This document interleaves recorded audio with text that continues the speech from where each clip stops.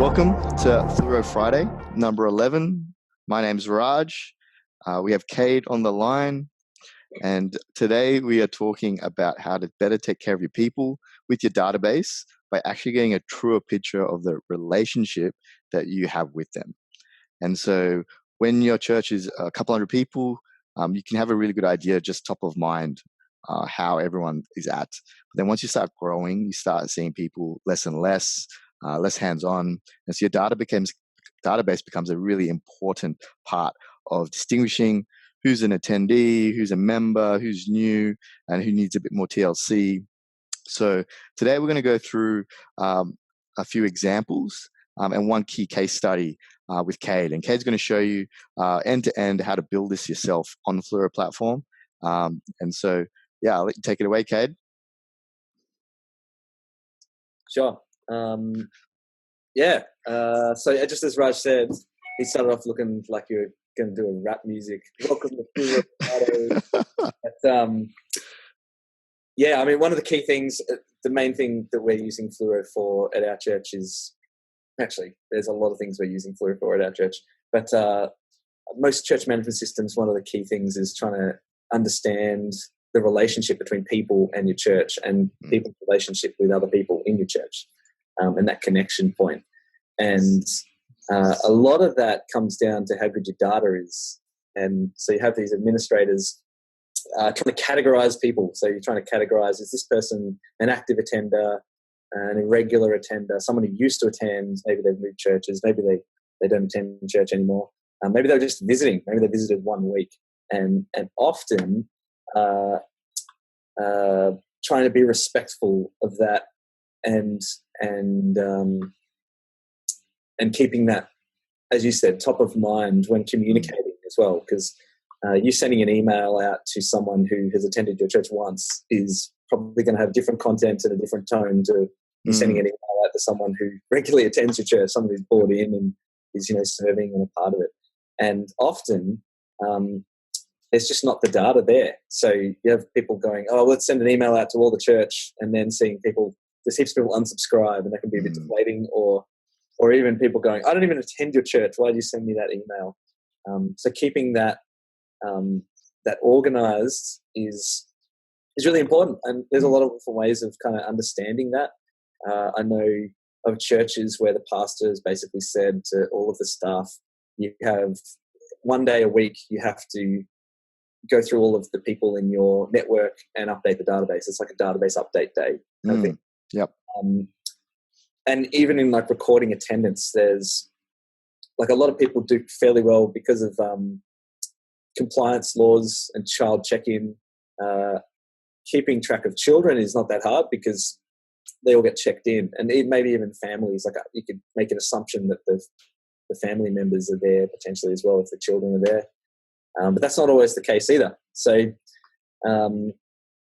there's a number of different ways of kind of doing that. I've seen churches that have facial recognition software. They have cameras in their front foyer that as people come in, it kind of checks them into the service that they were there, which, there's differing views on that. Might be a little bit too early for some. Then there's people who do the connection card, they fill in a connection card, or welcome folders, kind of like a piece of paper that gets handed down the aisle, and write your name if you're here. And then you've got things like people have set up a camera behind the stage so that on the Sunday service, it'll take a photo of the whole crowd, and then the leadership team on Monday will sit there and look at all the faces and go, they were there, they were there, they were there, they were there.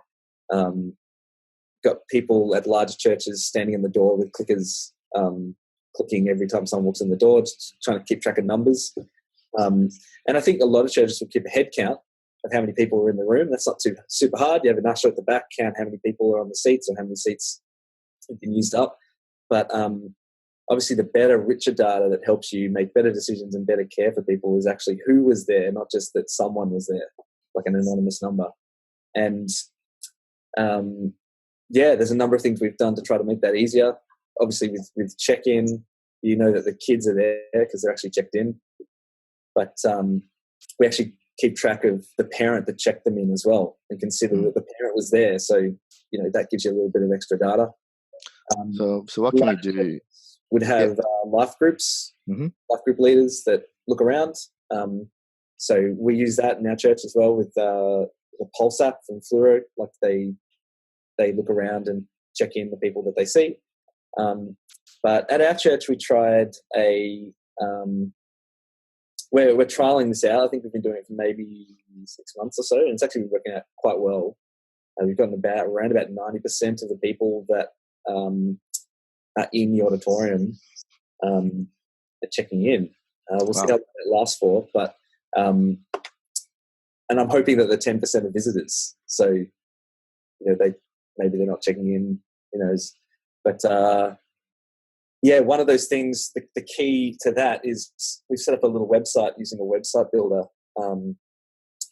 Just as low friction as possible so that people can open it up on their phone or scan a QR code and then actually check themselves into a service. So I can show you some. Yeah, let's see that.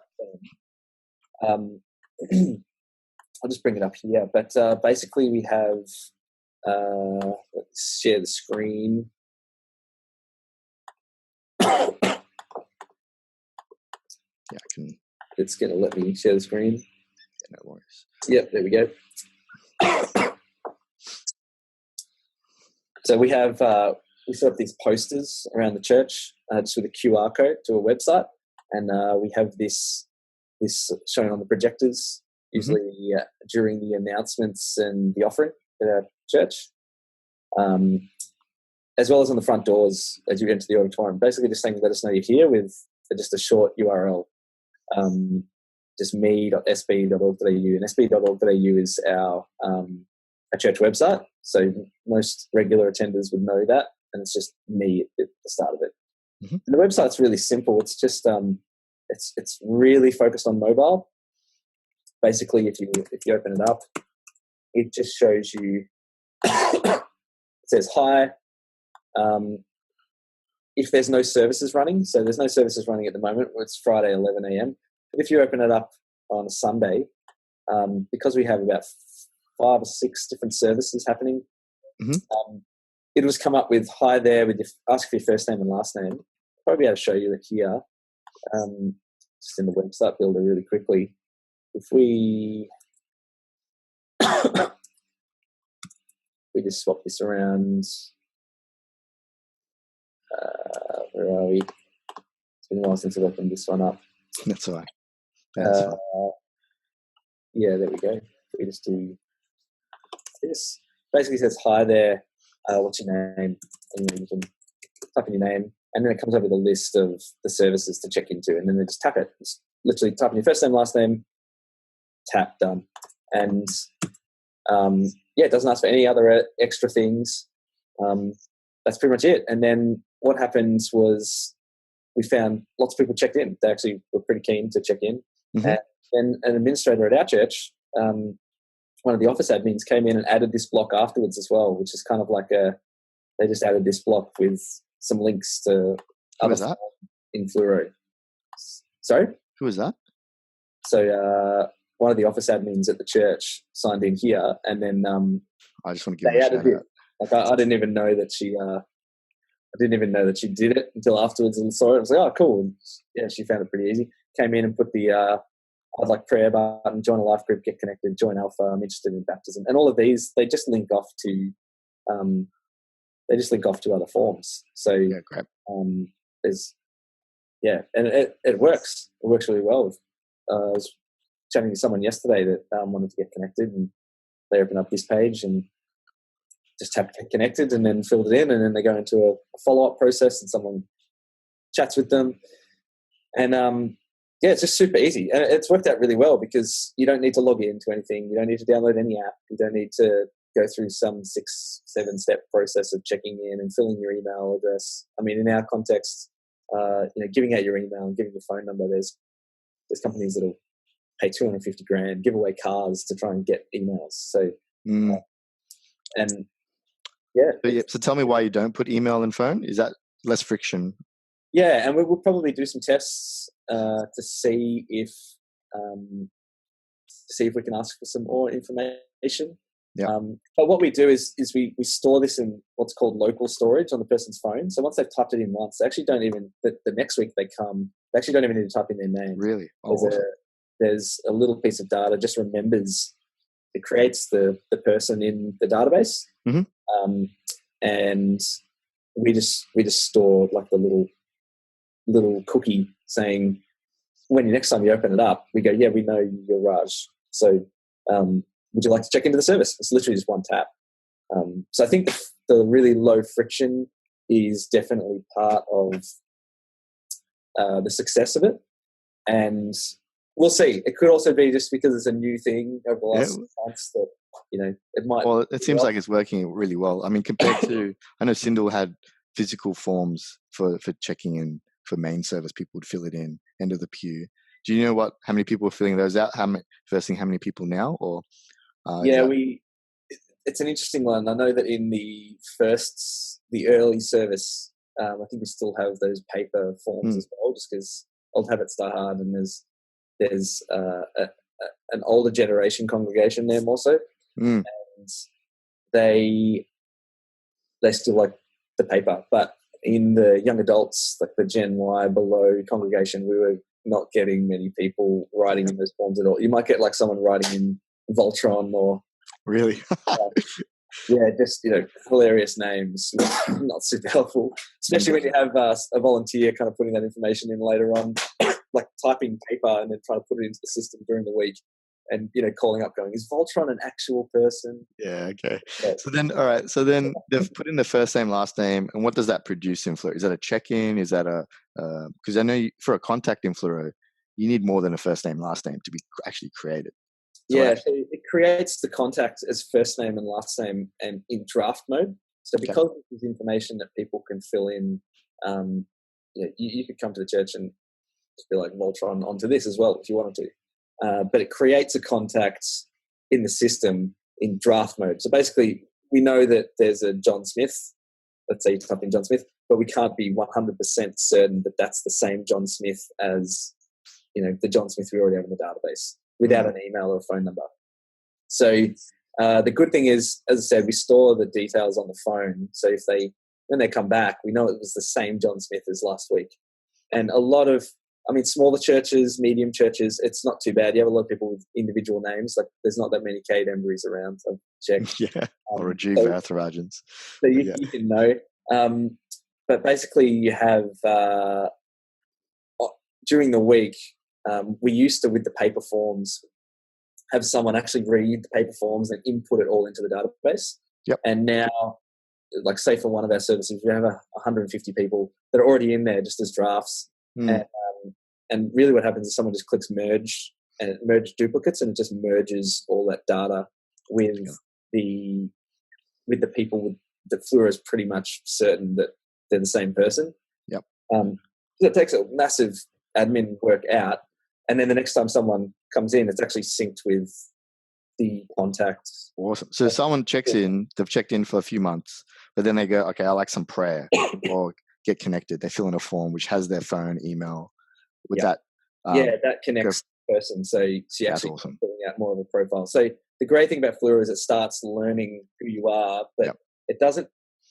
The other important thing to know is engagement more so than attendance. So bums on seats isn't the only metric really that you want to know about someone's relationship with your church and how connected in they are.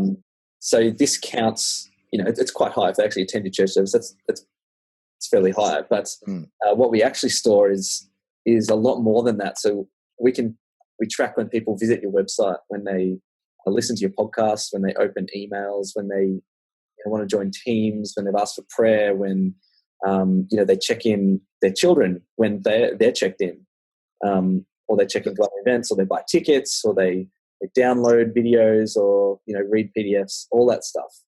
So that's basically it's an action. Looks like there's a first and last time they've done it, and then the sum of. Is that right? Well, this is just a summary. So all of the individual actions are stored somewhere else. So that we can track that.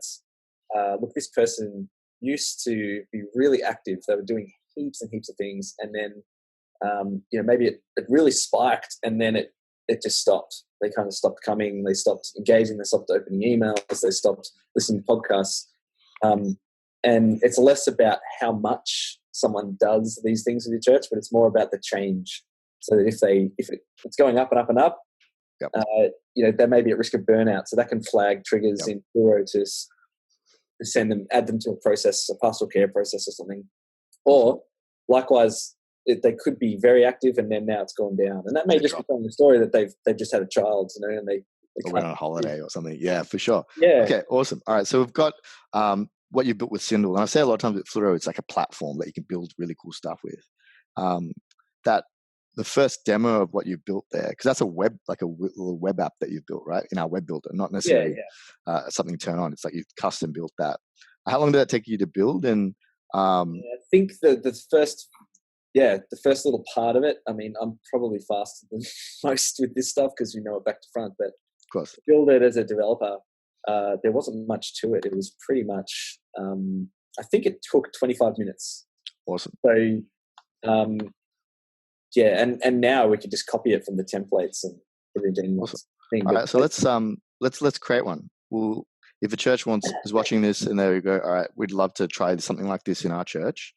Maybe just go through the logic and the thinking through it, because there was a lot of things that because we were building it at the same time, and it was like there were 3-4 things that were like, let's not do it this way and change it. So let's just walk us through that process there. So I think the key is just to what's the statement? Release early and release often. So just try something, try it out, and we'll jump into a demo account here and see if we can rebuild it again. So I'm just going to create a new website using the website builder and probably put it into mobile view. That's what I care about. Click the home page, and at its simplest, we could easily just add a form or something. But what I'm going to do is I'll do the crazy dev way. So that I'm going to switch to pro mode. I'm going to add a custom block. And this is where we're probably going to lose a few people. But there is an option. I think if we just go to templates, oops, if I can spell it correctly.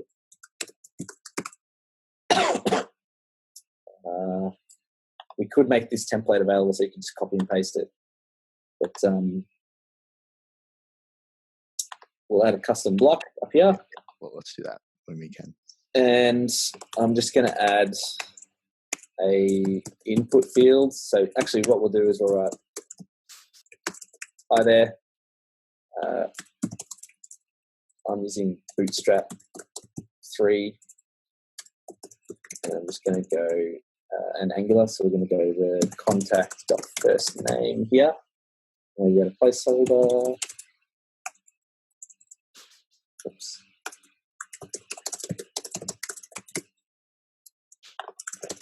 Really tight up first name, and let's just say last name. And here I'm going to add an Angular controller. So this is just for JavaScript. I'm going to call it check-in controller. And then in our scripts, we'll create a script, and we'll call this the check-in controller. And let's put the same name in there. We'll start with something like this. So with Fluro, everything that we do is communicating with what's called the API. So we've got the documentation here in the API for check-in. So we can use one of these endpoints. Create check-in. That's the one we want. So basically, we need to send a signal to the API check-in / the event ID. So what we'll need to do is get the events. So there's a number of different ways we can do that. One is we just click our section up here. We go to queries, and we can create a new query, or we should be able to find one that's just upcoming events. Yeah, I did our own query, which only shows events that are happening like right now. So we could do the same thing, like create query events that are happening right now, and maybe it's probably going to be up to 10. And then in here, we're just going to add we want to find events with a start date that is less than or equal to now, and an end date that is greater than or equal to now. So basically, the event has to have started and not ended yet. If that makes sense. So we'll just create that query and see what happens. So then in here, this just says down here that we'll have results. So here we can do a little bit of a print out and just check what we have. So in our account, there are none at the moment, but if we were to change that query,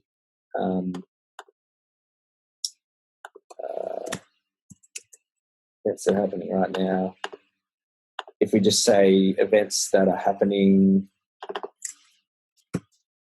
give it a bit of buffer, plus 5 hours, plus 5 hours, negative 5 hours. Try that, see what that gives us. We'll have to refresh this side over here, but yeah, so that gives us some events. These will just be demo events in here. Now, you can see we've got a whole bunch of information there, but what we want is just a list pretty much. So I'm going to do a bootstrap list.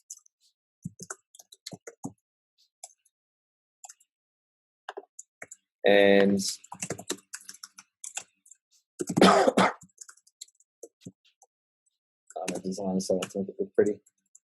We'll do ng repeat events in results. And here we should be able to do the title. So kids check-in event, that's the event there. And maybe add a little bit of start date time ago so you can see when it starts. So it starts at 2 hours. Yeah, and what we want to do is just add a little bit of this here.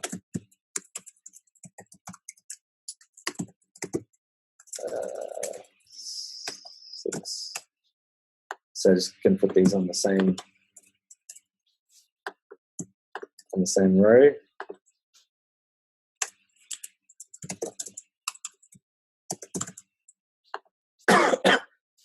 And tip top to me those divs in there. Maybe put a line in there. Cool. So what I want to do is then have a button. I can't remember on our site if we had a button or not, but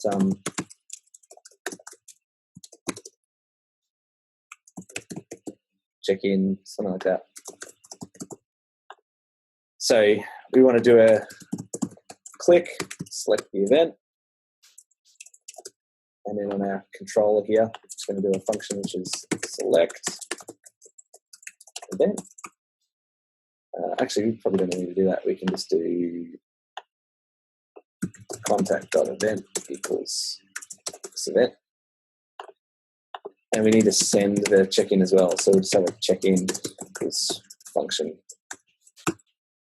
Now, down here, we'll do click, check-in, and check out our API reference. And what we need to send is the contact ID and some things here. Now, we can use Angular, but we can use the Fluro content library. This is going to look a little bit hectic, but basically what we want to do is send a request to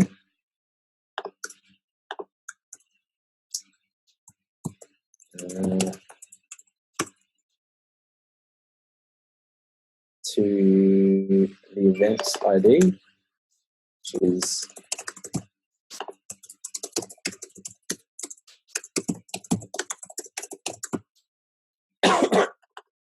that.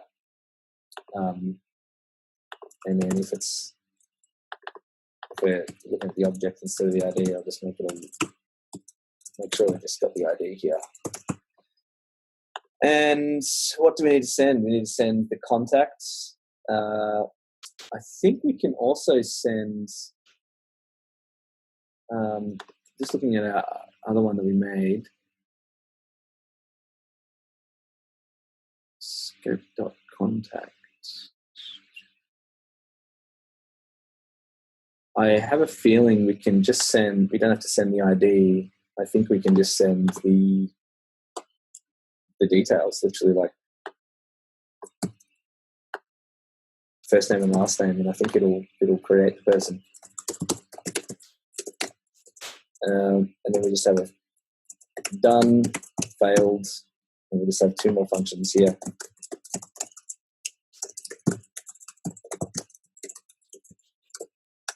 It worked.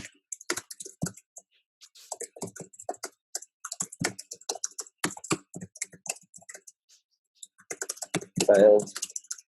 And we can probably test this out. So I'll just open DevTools up in Chrome. Oh. And we'll take a look at the console and network tab and see what happens.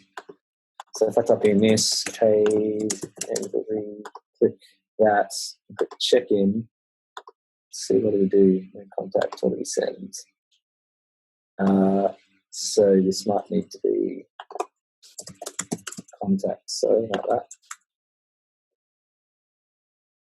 And we'll just wait for this to refresh. And Jeff Winger, click that and click check in. And looks like we might also need to add a status of draft. That's how to get around what you said before about Fluro saying you need kind of some form of identification, so you don't know, you can know which Jeff and other Jeff it is. The reason we do that is so we have good data, right? So if you have lots of contacts with just the first name or missing key things. Got Jessica Johnson and then another Jessica Johnson, especially at a large church, like common names, especially, let's say you had John Smith, John Citizen. You've got 5 of those in you need to know which one, because you can't say, oh, John Citizen rocks up every week, because one of them might, the other one may not. And then also the household, right? It's for kids that don't have email or phone. They need to be in a household. So that's the other way you can get around. Yeah. And just trying to figure out what I've done wrong here. I think we should potentially make this just an app that people could use. And it becomes really easy. They have to build it themselves, but this at least gives some sort of ideas of what can be done. Script of check-in. That's the other thing as well. So this is complaining because you haven't picked an event yet. So in here, I'm just going to make it so that the button doesn't actually show up until you've picked an event.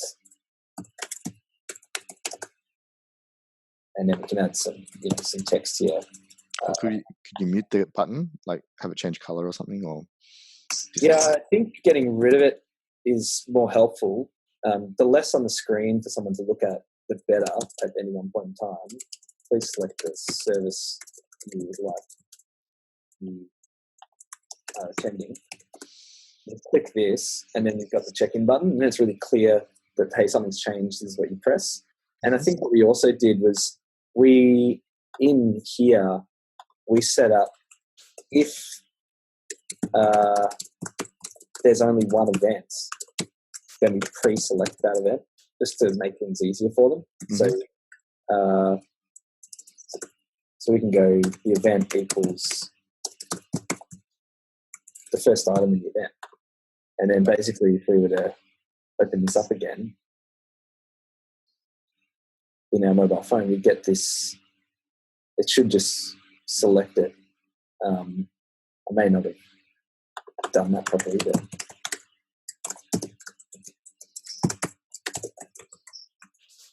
yeah, the idea is to just try and finesse it. It's all about user experience, and you want it to make it so that it requires as little effort and there's as little friction as possible for the person checking in.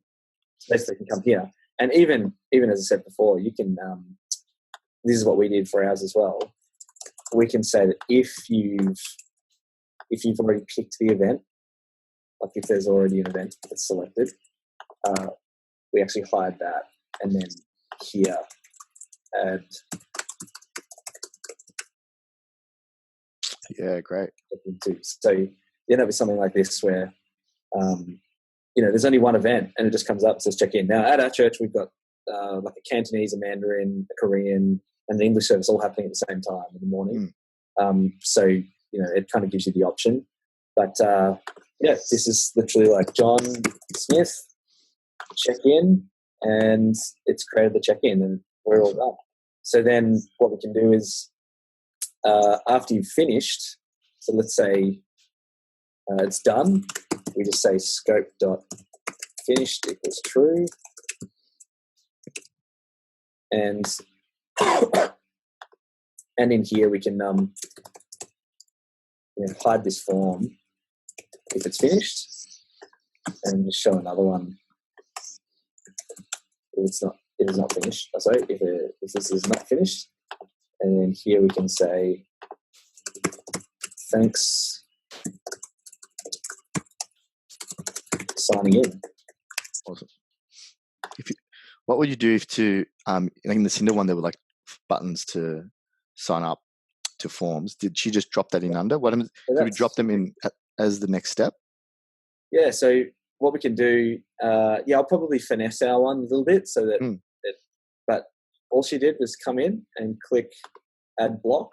And so we've got a lot of pre-built blocks that you can use here.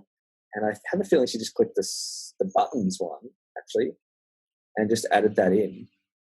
And just there's buttons, and then just said, would you like to get connected maybe? And then she just added links. So these can be links to other pages on the app that you can build, or you can link to a URL. And I think she literally just linked out to other forms. Yeah, awesome. We could drop the forms in there if we wanted to, right? Or make sub pages where it's sort of a standalone. Yeah, for sure. I mean, even if you wanted to do a simple and actually not do any development or anything like what we've just done, I've done pretty advanced. But if you click an add block here, we could literally just find a form, one of these ones here, and we could add a form in and just pick a form that you've already got. Like let's say you've got a check-in form or a sign-up form, or just pick the form, and you actually have a full form here for like someone to sign up. Yep. So you can do all sorts of stuff really easily in this app as well. But just wanted to show you how we did it, and just the ability to, if you do have someone in your church who knows a little bit of JavaScript, or even if you want to have a go and learn some of this stuff, it's actually not super hard to create this. Just copy and paste. Yeah. Yeah. Well, we can actually do that as well. We can create this and make the site inheritable, so people can copy and paste and just adjust the things that they want. How can we update the styling? So I want to say you've got that. The colors, that kind of thing. Yeah. So you can click style, and then a lot of people would just use like Bootstrap or something like that. You can use other frameworks if you want to. And then we just kind of go in here and change, how big are these headings? Would the heading be like heading 1? That's pretty large. Might want to make some of these headings a bit smaller. Change the fonts as well. So if you've got your own fonts, you can do that as well. You can go into let's use Montserrat. It's a pretty popular one. Half of these fonts look like. But also changing the colors and things like that. So this is a light background color, but down here you can change the section style to be dark, light, primary color, image, and let's say we went image. Then we could grab an image from we've uploaded photos from Slipstream, or we can change how dark the shader is on that kind of thing. Lots of stuff you can do. You can even, if you know CSS or or Sass, you can go into style sheets and add your own style sheets, or use our style sheets as well. There's all kinds of stuff you can do. So really, you can build entire apps. We build websites and apps, and heaps of people build really cool, exciting stuff in here. But at its simplest, we were just trying to build a really simple little app. Awesome. So good. So we've got an app here that with the first and last name, you can create a check-in in Fluro. You get a draft contact So it doesn't go against your active contacts, sits in the background. And then once that person fills in a form or checks into kids or something where they have more details go into the system, we switch them from draft to active. They become a contact, but we retain all their historical data as well. So we can see them checked in the past. Even though they may have only given us details today, they may have been checking in for 3 months. And then, yeah, great. Awesome. And, you've got this record and you'll learn more about them later on. Like, let's say they attend later and they come back a few weeks later, or they fill in a form and all that. Like you said, it just starts to fill out their profile a lot more. Awesome. Yep. Awesome. Okay. So then, thank you, Cade. Appreciate that. Thank you for showing us through that. Excited for churches to come and use it. If you're on the platform, we'll have either a template or the ability for you to copy and paste the code in. And if you're not, you can get a demo with me on the Fluro.io. Click the Get Started button, and you can book a time. We can show you the platform, and then we can show you how you get this app on your account and getting check-ins with people without all the details of a massive form. And so you can start gauging people's engagement at that level. Awesome. Anything else, Cade, you want to finish off with? No, I think we got pretty in depth on that one. So. Awesome. Well, thanks everybody. If you watched all the way up in here, thanks for your patience and sticking with us for this more. It's like it's like you're in the kitchen while we're making the cake for the first or second time, and you got the variations and testing it. And so, as you can see, Fluro is a platform you can trial new ideas really quickly, workshop stuff, and looking forward to seeing what you guys create. All right, well, signing off. Thanks, guys. Thanks for watching.